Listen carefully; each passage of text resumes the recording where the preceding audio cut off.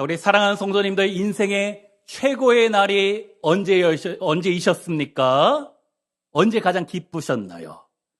최근 3년 동안에 가장 행복한 날은 언제이십니까? 어떤 분은 처음으로 내 집 장만하여 새 아파트 입주한 날, 어떤 분은 크루즈 여행 가서 그때가 너무 행복했다 생각하실 수 있습니다. 또 어떤 날을 꿈꾸며 오늘이라는 팍팍한 현실을 버티고 계시는지요? 아무런 방해도 받지 않고 좋은 휴양지에서 편안하게 쉬는 날을 기대하며 꿈꾸고 있지요? 그런 좋은 날이 더 많아지기 위하여서 지금 여러 가지 어려움 가운데 평생을 바쳐 수천 시간, 수만 시간을 일하며 살아가시지 않습니까? 제가 오늘 결혼하시는 분이 왔는데, 결혼한 지 19년이 조금 넘었습니다. 신혼여행을 성지순례를 갔어요. 이스라엘, 이집트, 요르단. 지나고 보니까 그냥 신혼여행은 편안하게 휴양지로 가는 게 괜찮았겠다 생각도 되는데, 어쨌든 그 성지순례 가서 어느 권사님을 만났는데, 그때가 한 80 중반 되신 분이셨으니까 아마 살아계신다면 100세 중반, 어쩌면 아마도 지금 천국에 이미 가 계셨을 가능성이 크겠지요. 그 권사님하고 이제 시내산에서 만나서 이 시내산에 태양이 떠오르는 것을 기다리며 이제 시간이 남아 이야기를 하다가 그 권사님에게 제가 여쭤보았어요. 권사님, 이번 여행 중에 어떤 것이 가장 좋으셨습니까? 가장 좋았던 게 뭐예요? 여쭤봤습니다. 그래서 제가 여쭤보고 속으로 생각했어요. 아마도 몇 개 중에 하나라고 하실 것이다. 여기 시내산에 올라온 것이든지 아니면 갈릴리 호수에서 배 탄 것이든지 무엇보다 예수님이 십자가 지고 걸어가신 그 길을 따라간 것이 가장 좋았을 것이다 라고 대답하실 줄 알았습니다. 그런데 제가 이번 여행에 가장 좋았던 게 무엇인가요? 여쭤봤더니 비행기 타고 호텔에서 잔 게 제일 좋았다. 완전 깨더라고요. 속으로 옆에 따님이 있었거든요. 평소에 좀 모시고 좀 다니시지 80 중반 되셔서 처음으로 이 비행기 타본 게 좋으셨다니. 그때 그 순간 시내산 밑에서 빨간 태양이 떠오르는 것입니다. 그 모습을 보면서 이 권사님이 80이 넘은 권사님이 갑자기 무릎을 꿇고 주님 앞에 기도하시는 모습이 지금도 제 가슴 속에 생생합니다. 얼마나 좋으셨을까? 얼마나 감격이 되면 무릎 꿇고 그 자리에서 하나님께 기도했을까? 오늘 본문에 시편 기자가 놀라운 고백을 하는데 무엇인가? 내가 첫날의 세상 속에서 성공적으로 모든 것을 누리는 것보다 주님 앞에 나와 단 하루라도 주님 앞에 있는 것이 가장 좋고 행복하다라는 거예요. 오늘 본문 10절 말씀, 주의 궁정에서의 한 날이 다른 곳에서의 첫날보다 나은즉 첫날보다 좋은 하루라고 하고 있습니다. 첫날이 약 3년 정도 되는데 어떻게 첫날보다 하루가 더 좋을 수 있을까? 물론 고난의 긴 세월, 병살이하는 병원 신세 3년보다는 건강한 하루가 더 행복할 수 있겠지요. 하지만 오늘 본문 여기서 말하는 첫날은 아프거나 초라한 날이 아닙니다. 세상 사람들 부러워할 만한 풍족한 날이지만 그래도 하나님 앞에 나와 있는 이 하루가 세상이 주는 첫날보다 더 좋다 고백하는 것이에요. 이 말씀이 우리 모두의 고백이 되었으면 좋겠습니다. 예배가 의무가 아니라 기쁨이 되며 교회가 습관적으로 오는 장소가 아니라 내 영혼이 살아 숨쉬는 곳이 되며 주님 앞에 머무는 이 시간이 세상의 어떤 성공보다 귀한 축복인 것을 깨닫는 우리 모든 성도님들 되시기를 주의 이름으로 축원합니다. 오늘 본문에 표제가 있는데 무엇인가?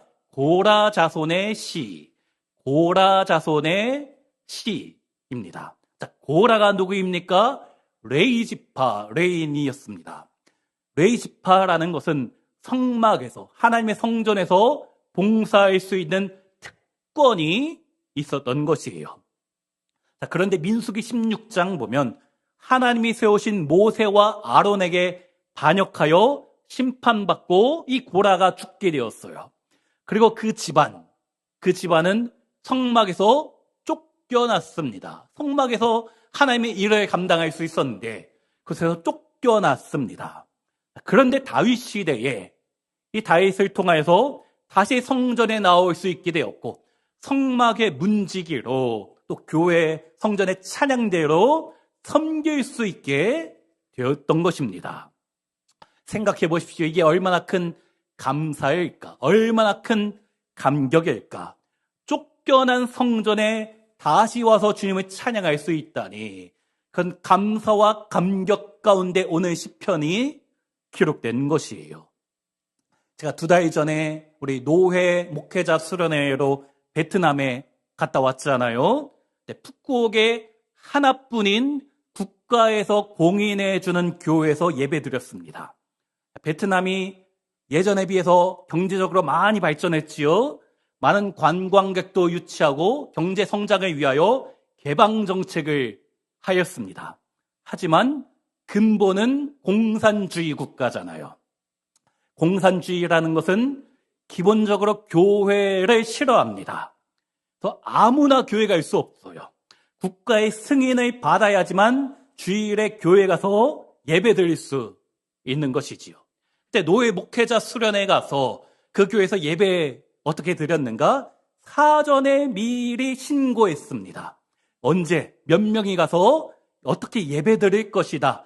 신고를 미리 했기 때문에 이게 가능한 거예요. 우리 성도님들 오늘 교회 오실 때 사전에 신청하고 오셨습니까? 혹시 아직 신청 안 하고 오신 분이 여기 계시진 않습니까? 큰일 났네요. 그런데 우리가 신청 안 하고 와도 되잖아요. 그러다 보니까 아침에 일어나서 오고 싶으면 오고 말고 싶으면 말고 우리는 그러잖아요. 그러다 보니까 이 예배의 자리가 얼마나 귀중한지 우리는 잊고 살 때가 많다는 것이에요. 저 북한의 지하교회 성도 신앙의 자유를 꿈꾸며 숨어서 예배드리고 있잖아요. 목숨 걸고 예배드리는 것입니다.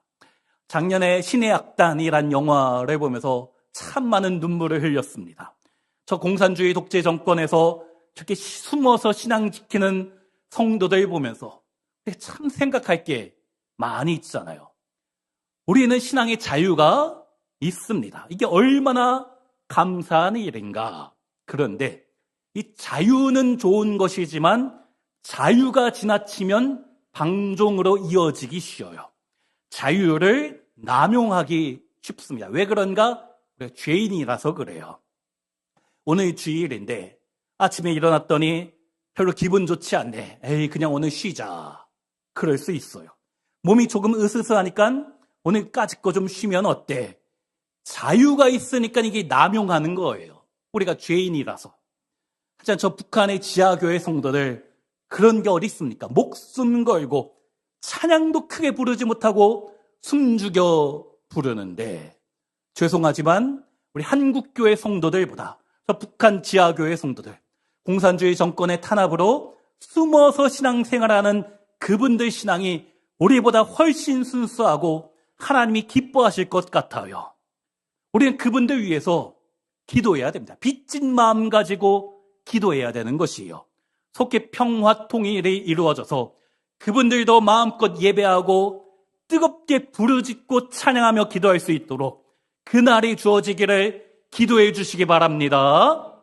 자, 오늘 본문 시편 84편 고라 자손의 시 성전에서 쫓겨났다고 했잖아요. 이제 주님 앞에 다시 나와 찬양대 또 성전 문지기로 주님을 섬길 수 있게 되었으니 얼마나 좋았을까, 얼마나 감사했을까. 그래서 1절에 무엇이라는가? 만군의 여호와여 주의 장막이 어찌 그리 사랑스러운지요. 2절에는 무엇이라고 합니까? 2절 같이요. 내 영혼이 여호와의 궁정을 사모하여 쇠약하며 내 마음과 육체가 살아계시는 하나님께 부르짖나이다. 이 사모하다는 말은 단순히 좋아한다는 것이 아니에요. 너무 그리워서 마음이 타들어간다 표현입니다.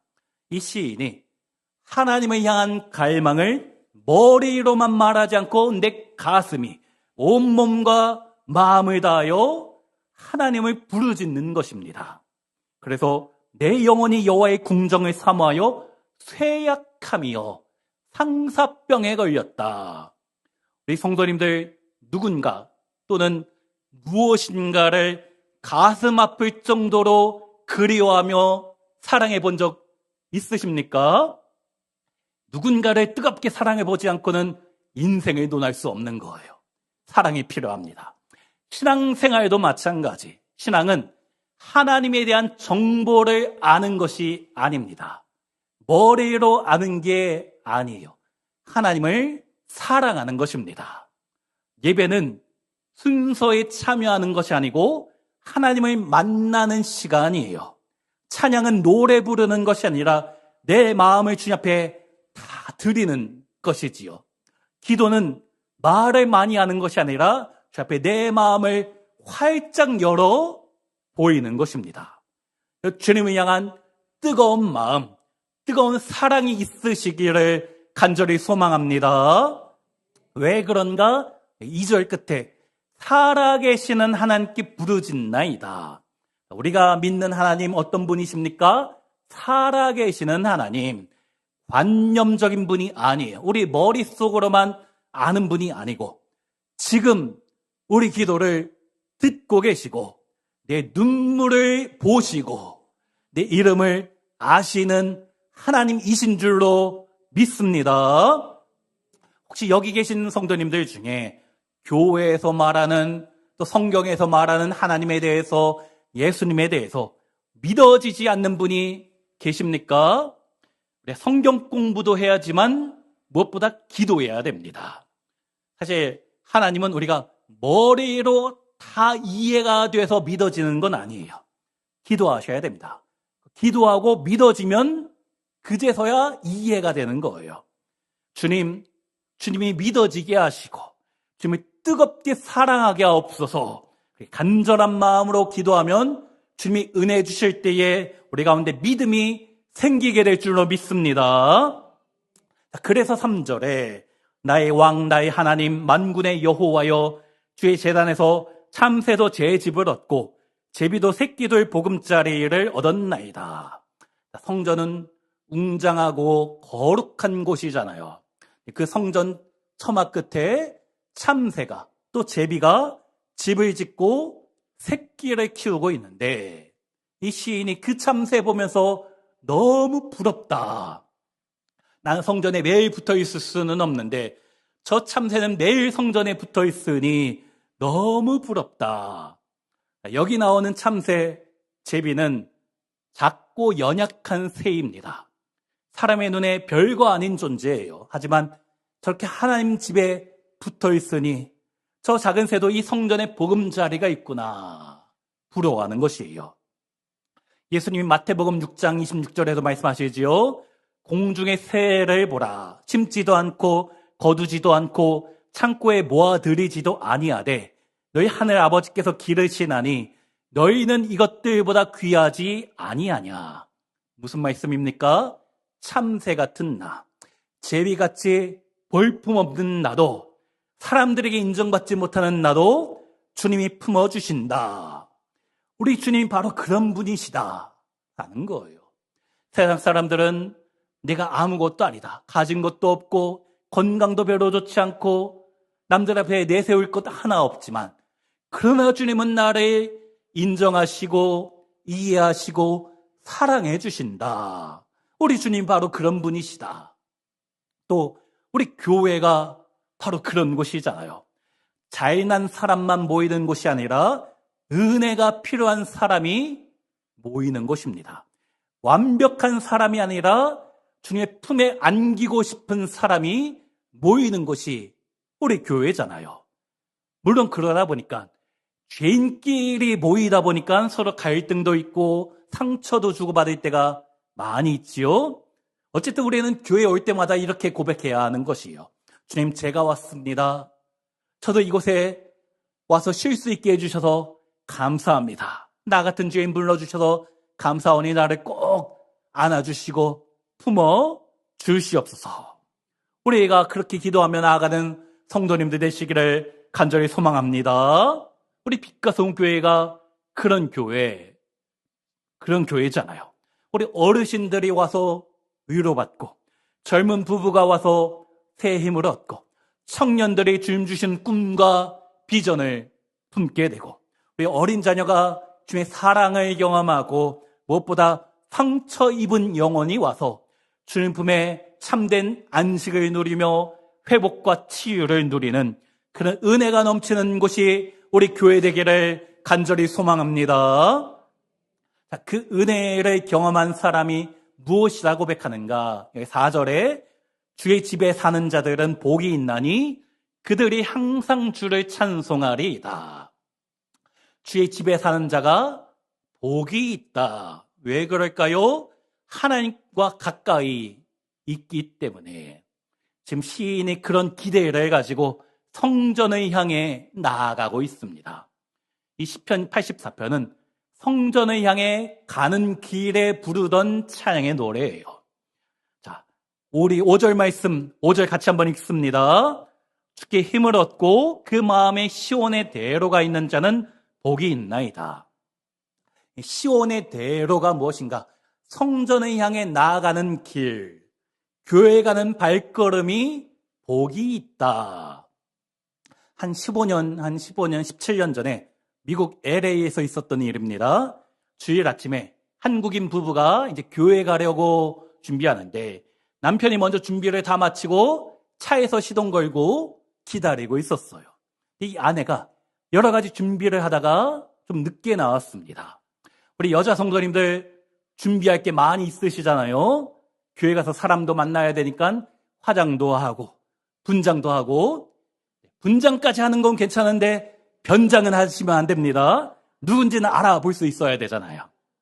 이 남편이 차에서 한참 기다리다가 화가 났어요. 그래서 교회 가는 내내 아내한테 잔소리를 계속 하는 거예요. 당신 때문에 예배 늦게 생겼다고. 지난주에도 당신 때문에 예배 늦었는데 내가 매주 말하는데 매주 늦는다. 차에 타자마자 잔소리를 해서 계속 끝나지 않으니까 이 아내가 화가 났어요. 그러다가 고속도로 중간에서 아내가 화가 나서 문을 열고 뛰어내렸다가 즉사했습니다. 그 다음날 제가 라디오 방송에서 들은 이야기예요. 이 부부에게는 교회 가는 길이 편치 않았지요. 예배에 대한 아무런 기대와 소망도 없었고 그저 의무감으로 가다가 사고가 난 것이에요. 하지만 오늘 본문의 시편 기자는 성전으로 나아가는 길이 기쁨이었지요. 기대감과 소망을 가지고 주 앞에 나아가는 것입니다. 여기 5절 다시 보면 그 마음에 시온의 대로가 있는 자는 복이 있나이다. 시온의 대로는 성전을 향해 나아가는 길이다 라고 했는데 그 길이 내 발 밑에 있는 게 아니고 내 마음에 있다. 진짜 예배자는 몸만 성전을 향해 오는 것이 아닙니다. 마음이 하나님을 향해 있는 것이에요. 우리 성도님들 오늘 이 자리에 어떤 마음 가지고 나오셨습니까? 주일이니까 당연히 교회 가야지 해서 오신 분도 계실 것이고 오랜만에 교회 좀 다녀볼까? 왠지 교회를 다녀야 될 것 같다 생각해서 오신 분도 계실 거예요. 근데 교회에 와도 마음은 딴 데 가 있는 분이 간혹 있습니다. 찬양을 불러도 걱정과 근심이 가득한 분이 있어요. 이분 찬양하지만 마음은 걱정 가운데 있는 분. 설교 시간에 말씀은 듣는데 다른 생각하고 계신 분 두 분 계시네요. 제가 보기에는 다른 설교 잘 듣고 계시는 것처럼 보이지만 하나님은 다 알고 계신다. 하지만 복 있는 사람은 그 마음에 하나님께로 향하는 길이 있다. 그렇기 때문에 우리가 기쁘고 감사한 날이든 슬프고 힘든 날이든 끝까지 주님을 믿고 의지할 수 있는 것입니다. 하나님의 자녀인 우리의 인생길이 항상 평탄하지만은 않아요. 6절에 무엇이라고 합니까? 우리 6절 같이 읽습니다. 그들이 눈물 골짜기로 지나갈 때에 곳에 많은 샘이 있을 것이며 이른 비가 복을 채워주나이다. 하나님을 믿는다고 해서 눈물이 없는 것이 아닙니다. 예배한다고 해서 문제가 바로 사라지지만은 않아요. 기도한다고 해서 모든 길이 우리 인생길이 꽃길로 변하는 것은 아니에요. 예수 잘 믿어도 기도 열심히 해도 우리 삶에 눈물 골짜기가 찾아오기 마련입니다. 갑작스러운 질병의 골짜기를 지나야 될 때가 있어요. 사업이 안 되고 물질이 마르는 경제적인 눈물의 골짜기도 있습니다. 사랑하는 가족이나 자녀가 속을 썩이고 관계가 깨어지는 눈물 골짜기를 지날 때가 있다는 것이에요. 그런데 똑같이 고난의 골짜기를 지나가는데 어떤 사람은 그곳에서 원망하며 불평하며 주저앉아버리는 사람이 있는가 하면 어떤 사람은 그 골짜기를 지나면서 도리어 주님을 찬양하며 힘을 얻는다. 그 차이가 무엇일까? 그 마음에 하나님을 향한 시온의 대로가 주님을 향한 마음의 고속도로가 쭉 뚫려 있는 사람은 우리 주님께서 눈물이 변하여 은혜의 샘을 부어주실 것을 믿기 때문에 때에 맞는 이른 비와 늦은 비의 축복이 있을 것을 확신하시기 때문에 메마른 내 인생이 오아시스로 변하는 그 은혜의 날이 있기 때문에 지금 당장의 눈물 골짜기, 아니 사망의 음침한 골짜기를 지나도 두려워하지 않는 것입니다. 왜 그렇습니까? 여호와께서 나의 목자가 되어주셔서 주 지팡이와 막대기로 나를 인도하실 것을 확신하시기 때문이지요. 그렇기 때문에 우리 사랑하는 성도님들, 나의 눈물이 있는 그 자리가 바로 은혜의 자리, 축복의 자리로 변하게 되는 줄로 믿습니다. 그 아픔의 자리가 기도의 자리로 바뀌게 되고 실패의 자리가 다시 시작할 수 있는 승리의 자리로 바뀌게 되는 줄로 믿습니다. 왜 그렇다고요? 사막 같은 메마른 내 인생 가운데 하나님 주시는 은혜의 비가 있기 때문이에요. 그렇기 때문에 주님 앞에서 우리가 흘리는 눈물이 씨앗이 됩니다. 내가 주님 앞에 눈물로 기도의 씨를 뿌리면 우리 가정을 위해서, 내 남편과 아내 위하여, 내 자녀 위하여 주님 앞에 울며 기도하면 어떻게 됩니까? 우리 시편 126편 6절 말씀 함께 읽습니다. 울며 씨를 뿌리러 나가는 자는 반드시 기쁨으로 그 곡식단을 가지고 돌아오리이다. 주님 안에서 슬픔이 변하여 기쁨이 되는 그런 은총을 누리시기를 주의 이름으로 축원합니다. 우리 마지막 10절 보면 주의 궁정에서의 한 날이 다른 곳에서의 첫날보다 나은즉 악인의 장막에 사는 것보다 내 하나님의 성전 문지기로 있는 것이 좋사오니. 세 가지 비교가 나와요. 장소, 주의 궁정, 성전과 악인의 장막이 있습니다. 또 시간, 하루와 첫날, 3년의 시간이 있어요. 또 신분의 비교, 성전 문지기와 악인의 장막의 주인. 그런데 화려한 궁궐에서 호의호식하며 첫날을 사는 것보다 성전 문지기, 대접받지는 못하지만 단 하루라도 성전 문지기로 주님 앞에 있는 것이 훨씬 좋다. 우리 성도님들 제가 보면은 집에서는 또 직장에서는 하나같이 다들 귀하고 대접받는 분이신데 교회 오셔서 청소도 하시고 쓰레기도 버리시고 여러 가지 굳은 일들 하시고 어제도 주차장에 있는 꽃가루 정리 치우시고 그런 모습 보면서 참 감사하고 죄송하기도 하고, 네, 사실 기쁨으로 하시는 거잖아요. 행복해서 하시는 거잖아요. 주님을 섬길 수 있다는 것, 주의 몸된 교회에 나와 성전 문지기라도 할 수 있다는 것, 또 주님이 사랑하는 성도들을 품고 섬길 수 있다는 것, 그 자체가 기쁨이요 영광이잖아요. 이 기쁨은 아는 분만 아는 것입니다. 믿음이 있는 분만 함께라는 것이에요. 가끔 교회 처음 나오시는 분들 중에 교회에서 목자나 교사로 섬기시는 분들 돈 받는 줄 알아요. 그렇지 않습니다. 이분들 자기 시간 내서, 자기 물질을 내서 섬기는 거예요. 믿지 않는 사람은 이해가 되지 않습니다. 왜 내 돈 쓰고 내 시간 버려가며 주일에 쉬지도 못하고 교회에 와서 봉사하고 청소하는지, 밥은 왜 이렇게 많이 먹어가지고 밥하는 것도 점점 힘들어지는지, 그 봉사하는 거 죽었다 깨도 모르는 거예요. 이유는 딱 하나, 내가 주님께 받은 은혜, 주님께 받은 사랑, 너무나 큰 것을 내가 알고 믿기 때문에 나 같은 죄인 구원해 주셔서 하나님 자녀 삼아 주시고 성전 문지기라도 삼아 주셨다, 그 감격이 있는 것입니다. 사랑하는 우리 성도님들, 우리 모두에게 이런 기쁨, 이런 감사, 감격이 있으시기를 주의 이름으로 축원합니다. 영국의 옥스퍼드 대학의 교수였던 C.S. 루이스라는 분이 있었어요. 이분이 거의 모태신앙인데 어렸을 때, 정확히 기억 안 나는 한 5살 안 됐을 때 어머니가 먼저 돌아가셨습니다.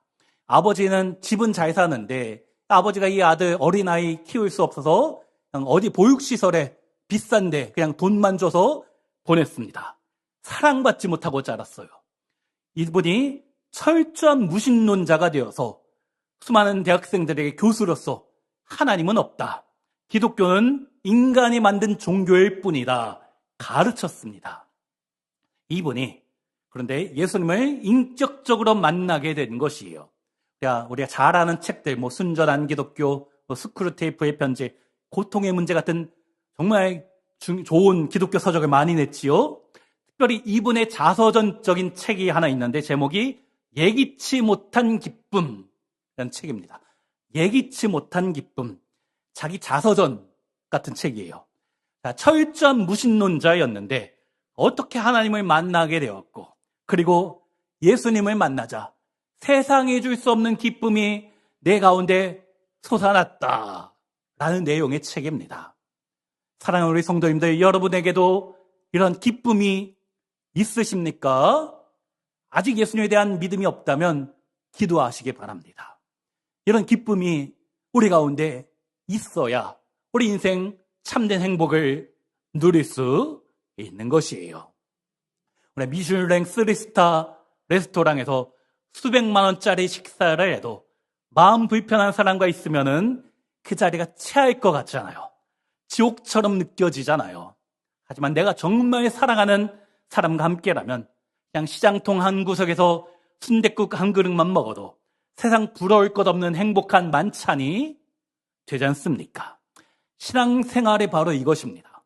세상에서 첫날 동안 대접받고 떵떵거리며 호의호식하는 것보다, 비록 세상에서는 참새보다 못하고 제비보다 못한 그런 연약한 자이지만 내가 사랑하는 내 아버지 곁에서 성전 문지기로 이렇게 예배할 수 있는 자리에 있다는 것, 주님을 섬길 수 있다는 것, 또 다음 주에 있을 부흥회에 부어주실 그 은혜를 기대하며 기다릴 수 있다는 것, 그 삶 가운데 비교할 수 없는 참된 기쁨과 행복이 있는 줄로 믿습니다. 그러므로 사랑하는 우리 모든 성도님들, 우리 마음 가운데 이런 시온의 대로가 활짝 열려지기를 간절히 바랍니다. 우리 인생 가운데 때로 눈물 골짜기를 지나갈 때가 있지만 주님 한 분만으로 만족하며 그 눈물이 변하여 샘물이 되고 때에 맞게 내려주시는, 이른 비와 늦은 비를 내려주시는 그 축복을 마음껏 받아 누리시는 우리 모든 성도님들 되시기를 주의 이름으로 축원합니다. 그래요, 세상에 주는 첫날의 유혹에 흔들리지 않고 주님과 함께하는 첫날보다 좋은 하루, 그것을 날마다 누리며 주님 안에서 참된 기쁨과 행복을 누리며 살아가시는 모든 성도님들 되시기를 주의 이름으로 축원합니다.